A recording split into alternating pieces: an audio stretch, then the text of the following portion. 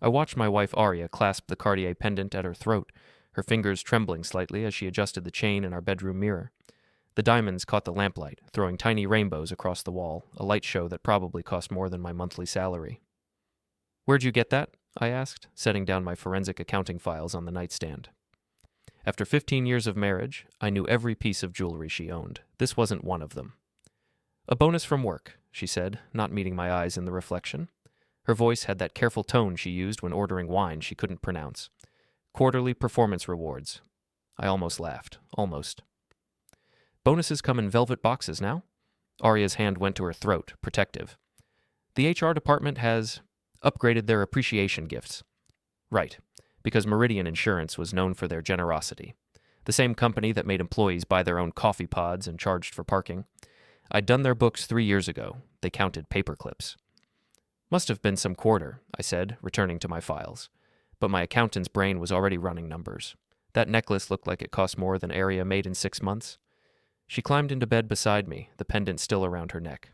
Usually she removed jewelry before sleeping, said it gave her rashes. Tonight, she kept touching it like a talisman. "Evan?" Her voice was soft in the darkness. "You're not upset about the necklace, are you?" "Why would I be upset about your bonus?" I asked, though something cold was settling in my stomach. Call it professional instinct.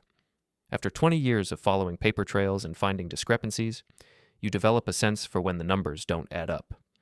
"No reason, just you seemed surprised." I was.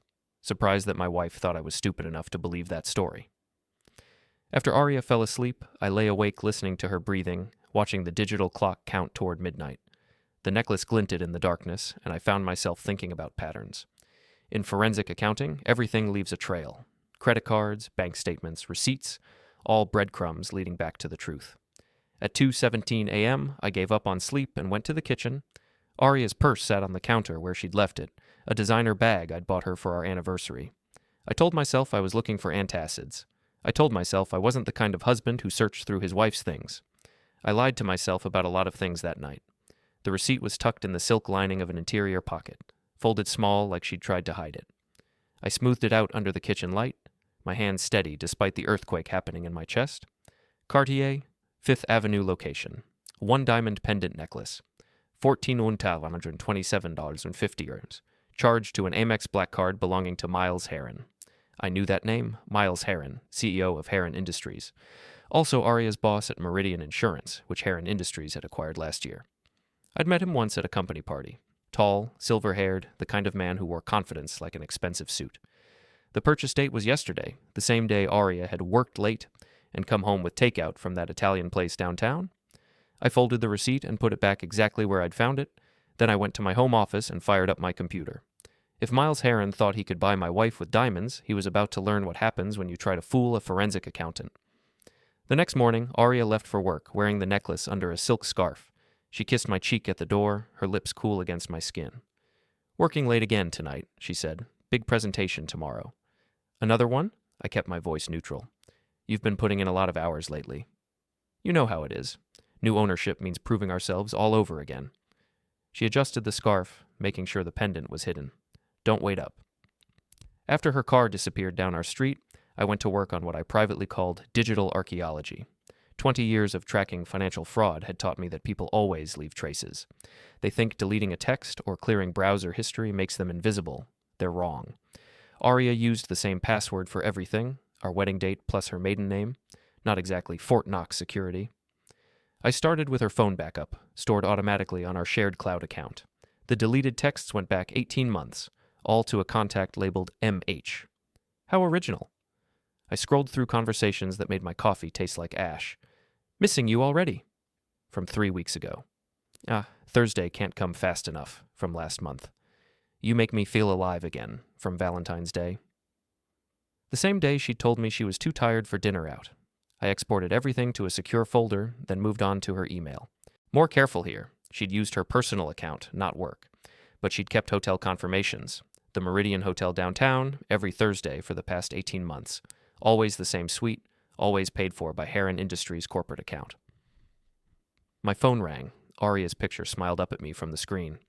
"Hey, honey." Her voice was bright, cheerful. "Just wanted to check in. How's your day going?" Fine, I said, staring at a hotel receipt dated last Thursday. Just working on some files. You sound tired. Maybe you should take a break.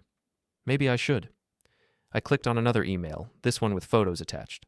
I closed it quickly. Some things couldn't be unseen. Aria, can I ask you something? Of course. Do you remember what you did last Thursday evening? Silence stretched between us. Then, Thursday? Why are you asking? Just curious. You seemed stressed when you came home. Oh, right. The quarterly review meeting. It ran really late. Miles had us go over all the numbers twice. Her voice was steady, but I could hear something underneath it. Fear, maybe, or guilt. At the office? Where else would it be? Where else, indeed?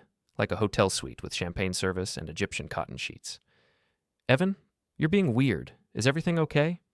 Everything's fine, I said. I'll see you tonight. Love you, she said, and hung up. I stared at the phone for a long moment, then went back to my computer. Time to dig deeper. Aria's credit card statements showed a pattern. Lingerie purchases, always on Wednesday. Expensive dinners charged to her card, always for 2 people, always on days when she claimed to be working late. A parking garage downtown, not near her office, but 2 blocks from the Meridian Hotel. I cross-referenced the dates with her work calendar, synced to our family account. Every Thursday marked as QR meeting, quarterly review, for 18 months. Either Meridian Insurance had the most thorough quarterly reviews in corporate history, or my wife was a liar. My phone buzzed with a text from my old friend Rick Donnelly. Beer tonight? Jennifer's visiting her sister? Rick. Ex-cop turned private investigator, divorced twice, and one of the few people who'd never pretended to like Aria. He'd also worked security for Heron Industries before Miles had him terminated for attitude problems. Rain check, I texted back. Working on something. Work can wait. You sound like you need a drink. He wasn't wrong, but what I needed more was answers. I spent the afternoon building a timeline. 18 months ago, Heron Industries acquired Meridian Insurance. Aria was promoted to senior HR manager, reporting directly to Miles. Her first quarterly review was scheduled 2 weeks later. The pattern was methodical, professional, like they'd planned it. By 5 o'clock, I had enough evidence to end 2 marriages and probably a career. The question was what to do with it. I thought about confronting Aria directly, demanding explanations, playing the hurt husband and begging her to choose me. Then I looked at the receipt again. $14,000. More than I'd spent on her engagement ring. More than we'd spent on our honeymoon. Miles Heron thought he could buy my wife. Aria thought I was too stupid to notice. They were both about to learn how wrong they were. I found Nora Heron's email address through the Heron Industries website. She served on their charitable foundation board, listed as Mrs. Nora B. Heron, Foundation Director. Her photo showed a sharp-faced woman with steel gray hair and the kind of smile that could cut glass. Perfect. I spent an hour crafting the email, using an anonymous server I'd set up years ago for sensitive work. The message was simple, professional, and devastating. Mrs. Heron, I believe you should be aware of some financial irregularities involving your husband's corporate credit card. Please see attached documentation, a concerned citizen. I attached the Cartier receipt, 3 hotel confirmations, and a selection of the text messages. Nothing explicit, nothing that could be considered harassment, just facts, dates, and dollar amounts. I hovered over the send button for 10 minutes, my finger trembling on the mouse. Once I clicked, there would be no going back. Aria's affair would explode into the open. Miles Heron's marriage would implode. My own marriage would be over. But it was already over, wasn't it? Had been for 18 months, while I'd been working late and trusting my wife and playing the fool. I clicked send. The email disappeared into cyberspace, carrying with it the end of everything I'd thought I knew about my life. Aria came home at 11:30, claiming the presentation had run long. She was wearing different clothes than she'd left in, a detail I might have missed before, but now seemed glaring. Her hair was mussed, her lipstick gone. How was your day? She asked, kissing my forehead as I sat reading in the living room. Productive, I said. Got a lot accomplished.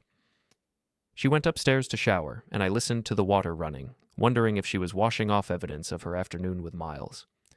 The necklace sat on her dresser, catching light from the bathroom. My phone buzzed. A text from an unknown number. We need to talk. Tomorrow, 2 p.m., Starbucks on 5th Street. Come alone. N.H. Nora Heron worked fast. I had to respect that. I texted back, I'll be there. The next day crawled by. Aria left for work wearing a different outfit, the necklace hidden again under a blazer. She seemed nervous, checking her phone constantly. Everything okay? I asked over coffee. Fine, just busy. She wouldn't meet my eyes. Miles has been stressed lately, taking it out on everyone. I bet he had. Nothing like an angry wife with a team of divorce lawyers to stress a man out. At 1:45, I walked into the Starbucks on 5th Street. Nora Herron was already there, sitting at a corner table with her back to the wall. She looked older than her website photo, but her eyes were sharp as broken glass. "Mr. Mercer," she said as I approached. "Thank you for coming." I sat across from her, noting the manila folder on the table between us. "Mrs. Herron, you can call me Nora. We're about to become very well acquainted." She opened the folder, revealing printouts of the evidence I'd sent. "Tell me, how long have you known?" "I found the receipt 2 nights ago. The rest took some digging." 18 months, she said, tapping one of the hotel confirmations. 18 months of my husband spending our money on his little secretary. "She's not a secretary. I don't care what her title is." Nora's voice could have frozen fire. "She's a homewrecker, and he's a fool. The question is, what do we do about it?" I studied her face, seeing my own anger reflected there. "What did you have in mind?" Nora smiled, and I understood why Miles had been successful in business. Behind every powerful man was a woman who knew how to play the game. "Miles thinks he's untouchable," she said. "CEO, board member, pillar of the community. He's forgotten that I know where all the bodies are buried." "And Aria? Your wife made her choice when she accepted that necklace. Now she gets to live with the consequences." We talked for an hour, planning the destruction of 2 lives with the same methodical precision I'd used to audit a corporate merger. Nora had resources, lawyers, private investigators, connections throughout the city's business community. I had evidence and a thorough understanding of financial fraud. Together, we were going to tear down everything Miles and Aria had built. "One question," I said as we prepared to leave. "Why are you doing this?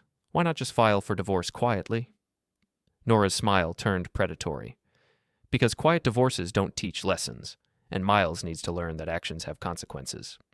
I walked home through the afternoon sunshine, feeling lighter than I had in months. For the first time since finding that receipt, I had a plan. Aria was waiting when I got home, pacing the kitchen like a caged animal. "Evan," she said, rushing toward me, "we need to talk." "About what?" About us. About our marriage." Her hands were shaking. "I think we should go to counseling." "Counseling?" I kept my voice neutral. "Why now?" Because we've been growing apart. I can feel it." Tears started in her eyes. "I don't want to lose you." Too late for that, I thought. But I said, "What brought this on?" "Nothing specific, just a feeling, like we're strangers living in the same house. Or like your boyfriend's wife just received some very interesting photographs." "We can look into counseling," I said, "if that's what you want." Relief flooded her face. "Really? You're not angry?" "Why would I be angry?" She hugged me then, clinging like I was a life preserver in rough seas. Over her shoulder, I could see the Cartier necklace on the kitchen counter, diamonds winking in the afternoon light. "I love you," she whispered. "I know I haven't been the best wife lately, but I love you." "I know," I said, patting her back. "I love you too." Another lie. But it was easier than the truth. The call came at 7:23 a.m. on Friday. Aria's phone rang while she was in the shower, and I watched Miles Herron flash across the screen before it went to voicemail. She emerged from the bathroom wrapped in a towel, hair dripping. "Who called?" she asked, seeing me near her phone. "Unknown number. Probably spam." She checked the missed call log, and I watched her face go pale. I should call work, make sure everything's ready for the board meeting." "On Friday morning?" "That's dedication." Miles likes to be thorough. She was already dialing, stepping into the walk-in closet for privacy. I couldn't hear the conversation, but I could see her reflection in the bathroom mirror. She was crying. 20 minutes later, she emerged dressed in her most conservative suit, the necklace nowhere to be seen. "I have to go in early," she said, not meeting my eyes. "Crisis management." "What kind of crisis?" "Just corporate stuff. Nothing you need to worry about." After she left, I made coffee and waited. Nora had promised updates, and she delivered. My phone buzzed with a text at 9:15. Phase 1 complete. Divorce papers filed this morning. Media release this afternoon. Phase 1 was Nora's nuclear option. She'd filed for divorce, citing adultery, with photographic evidence attached to the public record. In a city where business was built on reputation, Miles Herron's good name was about to become worthless. My phone rang. Rick Donnelly. "Evan, buddy, you need to turn on Channel 7. I found the remote and switched to the local news. A perky blonde reporter stood outside Heron Industries headquarters. Shocking allegations against CEO Miles Heron, whose wife filed for divorce this morning, citing an extramarital affair with a company employee. Mrs. Nora Heron's filing includes hotel receipts, credit card statements, and what sources describe as compromising photographs spanning 18 months. The camera panned to show employees streaming out of the building's main entrance. I spotted Aria near the back of the crowd, sunglasses hiding her face. "Holy smokes," Rick's voice crackled through the phone. "Isn't that your wife?" "Looks like her." "Evan, you okay, man?" "I'm fine," I said, watching my wife hurry toward the parking garage. "Actually, I'm better than fine." "You want to tell me what's really going on?" "Buy me a beer tonight, and I'll explain everything." Aria didn't come home for lunch. She didn't answer my calls or texts. At 3 p.m., my phone rang with her ringtone. "Evan?" Her voice was shaky, distant. "Can you come pick me up?" "Where are you?" "The Meridian Hotel downtown. I'm in the lobby." The Meridian Hotel. Of course she was. "What are you doing there?" "Please just come. I can't drive right now." I found her in a corner of the hotel lobby, still wearing sunglasses despite being indoors. She looked like she'd aged 5 years in 8 hours. "What happened?" I asked, though I knew exactly what had happened. "Miles is..." She started, then stopped. "The company is... There's been a scandal." "What kind of scandal?" "His wife found out about..." She caught herself. "Found out about some financial irregularities. The board is conducting an investigation." "Financial irregularities?" "Misuse of corporate funds, entertainment expenses, that kind of thing." Entertainment expenses. That was one way to describe an 18-month affair. "That's terrible," I said. "I hope it doesn't affect your job." Aria laughed, a bitter sound. "My job? Evan, they've suspended the entire senior management team pending investigation. I might be unemployed by Monday." "I'm sorry." And I was, in a way. Sorry that it had come to this. Sorry that she'd made the choices that led us here. Sorry that I'd had to become the kind of man who destroyed lives, but not sorry enough to stop. We drove home in silence, Aria staring out the passenger window at the city passing by. When we pulled into our driveway, she finally spoke. "Evan, there's something I need to tell you." "What?" She turned to face me, and I could see tears behind the sunglasses. "I've been having an affair." There it was, the confession I'd been waiting for. "With who?" "Miles Heron, my boss." The words came out in a rush. "It started 18 months ago, and I know it was wrong, but I felt so disconnected from you, from our life. And he made me feel special and wanted, and..." "How long?" "I just told you. 18 months?" "No, how long have you been planning to tell me?" She blinked. What do you mean?" "I mean, did you wake up this morning planning to confess? Or did you decide after his wife found out and your career imploded? It's not like that. Isn't it?" I turned off the engine and faced her.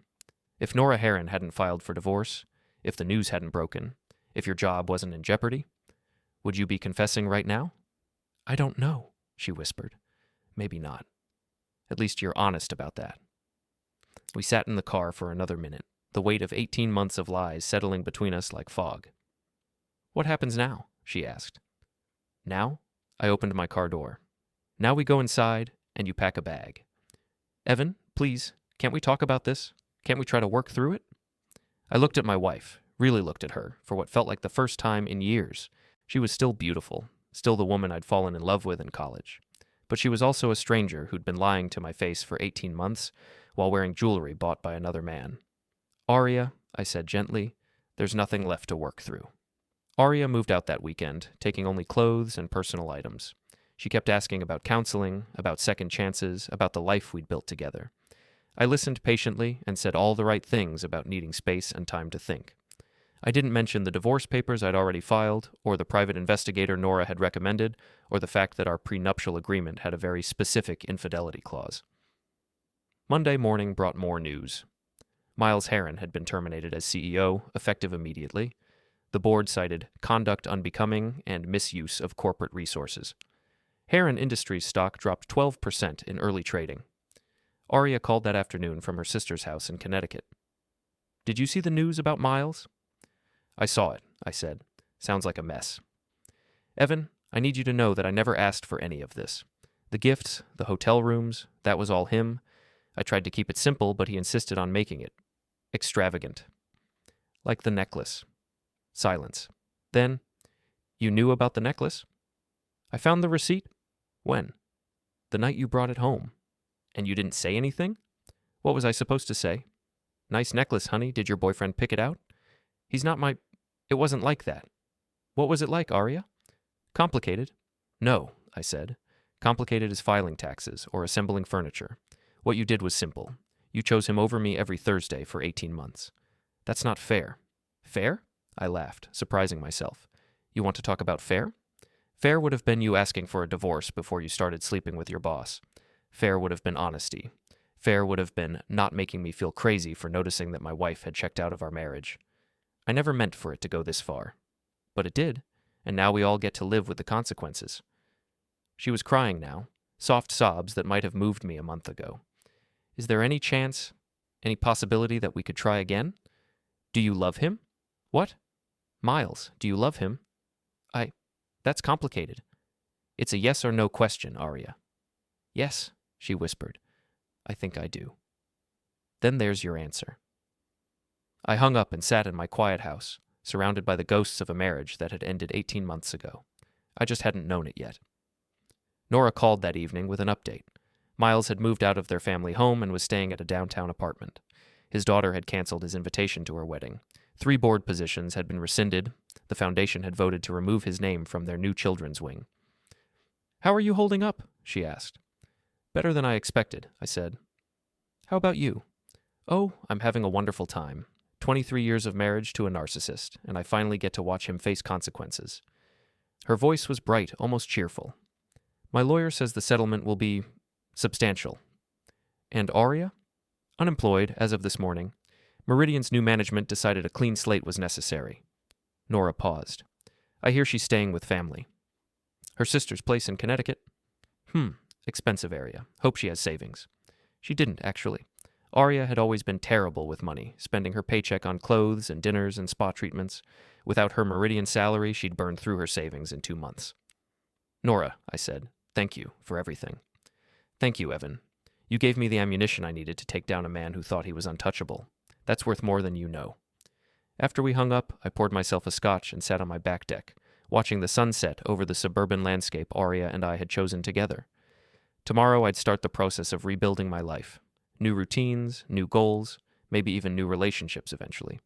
But tonight, I was content to sit in the quiet and reflect on the strange satisfaction of a plan perfectly executed. My phone buzzed with a text from Rick. Heard about Aria. You okay? I'm fine, I texted back. Better than fine, actually.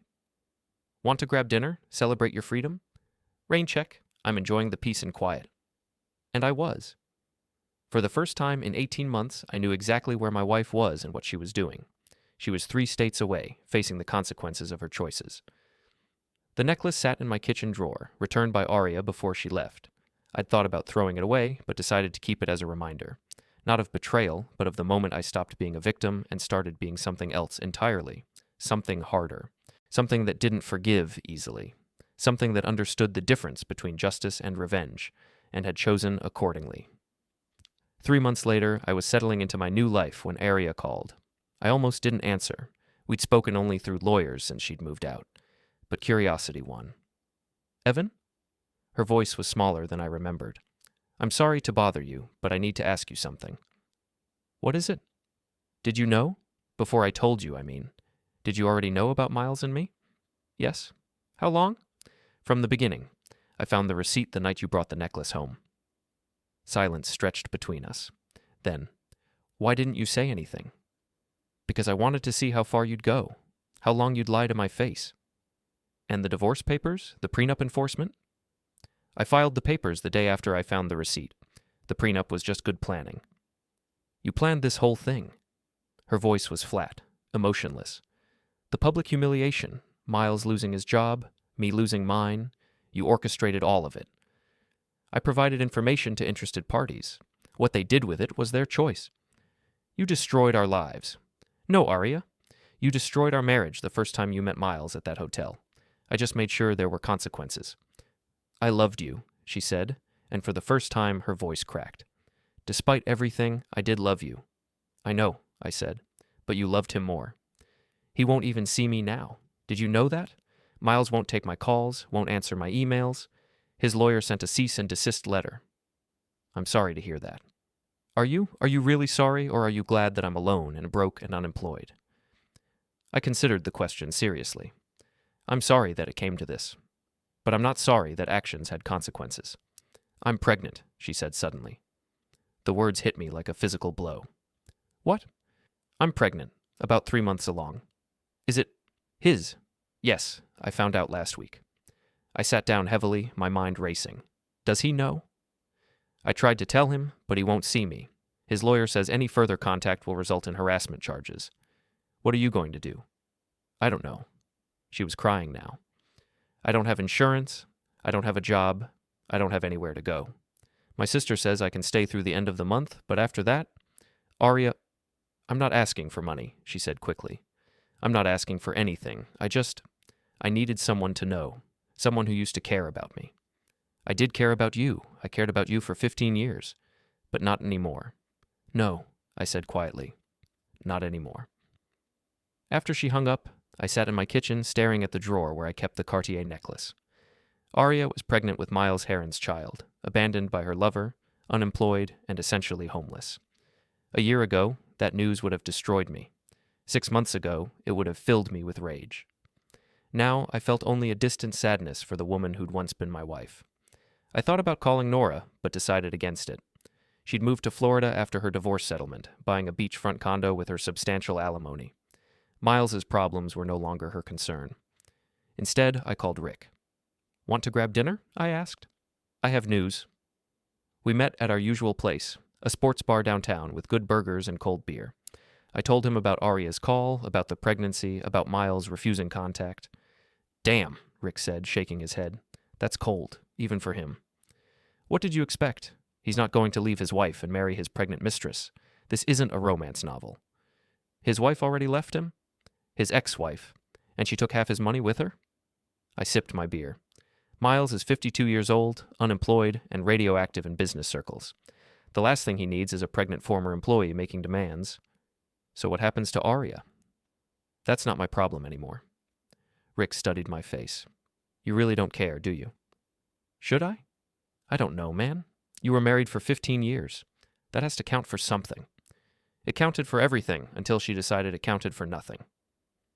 We finished our dinner in comfortable silence, watching a baseball game on the bar's television. When we parted ways in the parking lot, Rick clapped me on the shoulder. You know what, Evan? I think you're going to be fine. Yeah, I said. I think I am. I drove home through the quiet suburban streets, past houses filled with families and couples and people who trusted each other. My own house was dark and empty, but it was mine. No lies, no deception, no wondering where my spouse really was on Thursday evenings. Inside, I poured myself a scotch and opened the kitchen drawer. The Cartier necklace caught the overhead light, diamonds sparkling against the velvet box. $14,000. 18 months of lies. One marriage destroyed, 2 careers ruined, and now a child who would grow up knowing their father had abandoned them before birth. All because my wife had wanted to feel special, and Miles Heron had been willing to pay for the privilege. I closed the drawer and walked to my living room, settling into my chair with my drink. Tomorrow I'd start working on a new case, a corporate embezzlement investigation that would take me to Chicago for 2 weeks. After that, maybe I'd take a vacation. Europe, perhaps, or Alaska. Places I'd always wanted to visit but never had time for. The future stretched ahead of me, uncertain but mine to shape. For the first time in years, that felt like enough. Outside, it started to rain, gentle drops against the windows of my quiet house. I listened to the sound and thought about second chances, about forgiveness, about the difference between justice and revenge. In the end, I'd chosen neither. I'd simply chosen truth and let the consequences fall where they would. Sometimes that's enough. Sometimes that's everything.